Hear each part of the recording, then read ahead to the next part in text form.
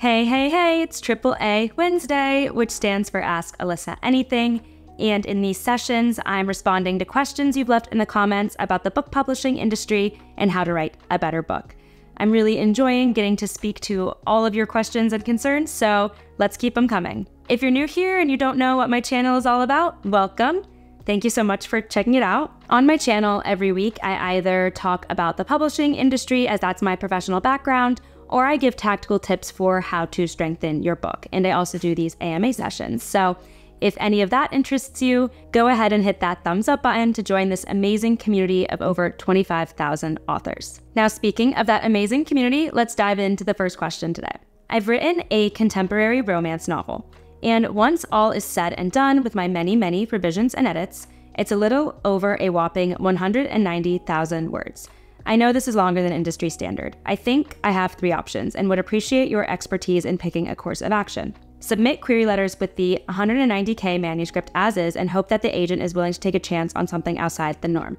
2, chop my manuscript into 2 or 3 parts. I've already decided this can be done given the flow of the story. And submit just the first book while letting the agents know there is a second and/or third already written.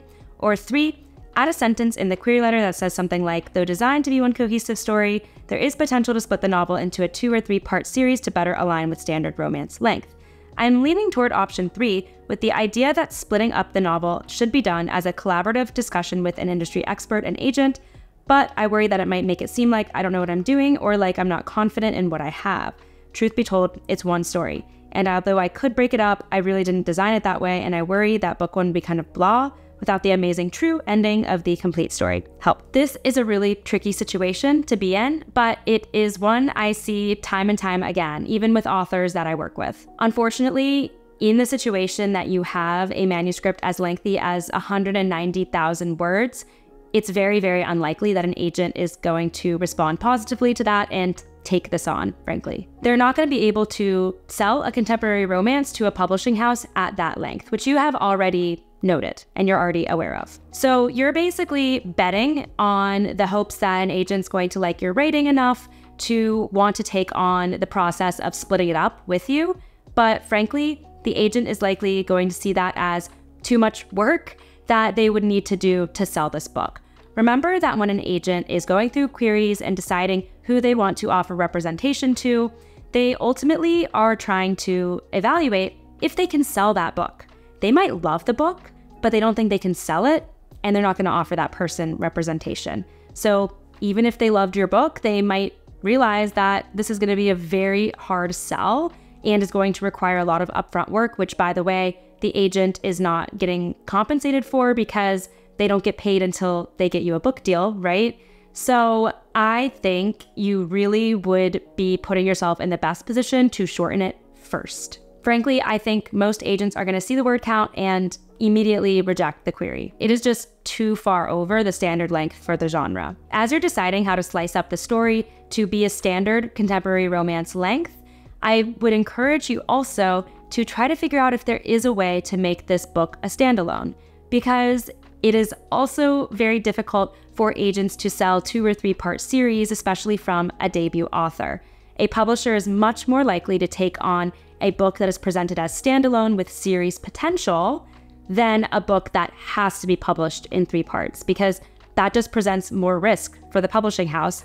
They don't know if you have a wide enough readership. They don't know how your first book is going to do. So they're unlikely to be willing to take a bet on 3 books. They might take a bet on 1 book though, right?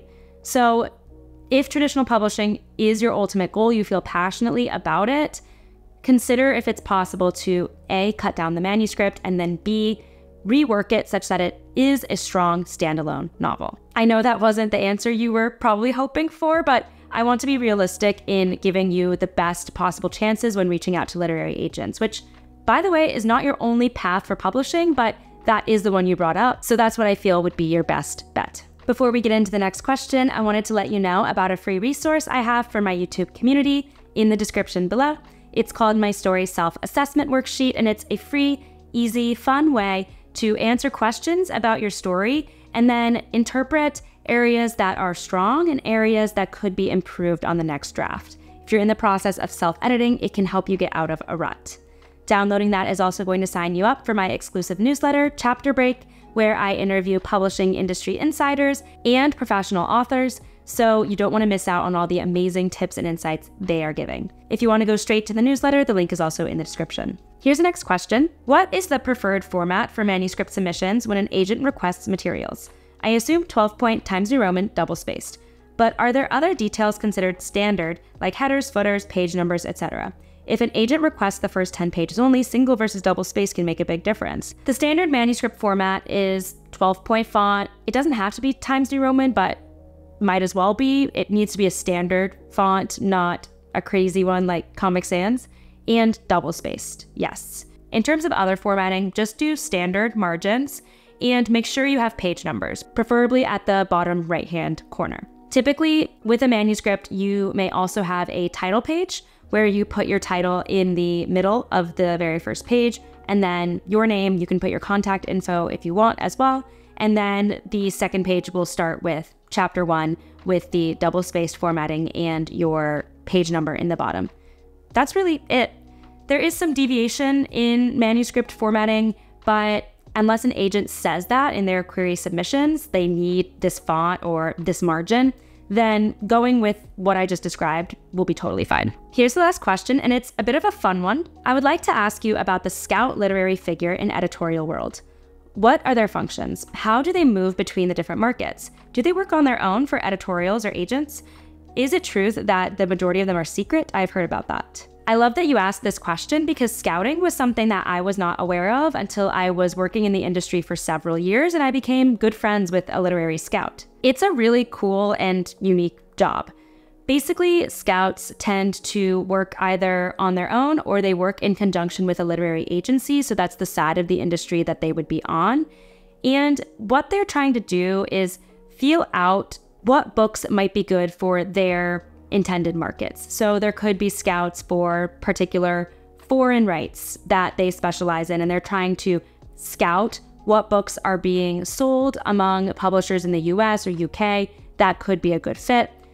Another very common scout would be a film scout, and they're reading manuscripts that are being passed between literary agents and editors at publishing houses to try to see if there's good potential to sell film rights. Now, scouts are not secret. People in the industry know who the scouts are and have relationships with them, but the reason they get this reputation of secrecy is because they're not always disclosing where and how they get the manuscripts that they have. They tend to have very close connections with people who are very influential in the industry, and they are constantly talking to them about what books are hot right now. What are you trying to make an offer on? What are all the publishing houses bidding on? They're trying to conglomerate all that information, really be kind of in the know, and then get those really hot manuscripts to see if they could possibly arrange for rights to be sold for them. So it's a really cool job that is great for someone who wants to be really in the thick of the industry. That's all we had time for today. If you have a question you'd like to ask, drop it in the comments here and it will be added to my queue. Before you head out, don't forget to hit that thumbs up button. It really helps out my channel. Hit that subscribe button to join this amazing community, and don't forget your free story self-assessment worksheet and my newsletter link in the description below. Thanks so much for watching and happy writing.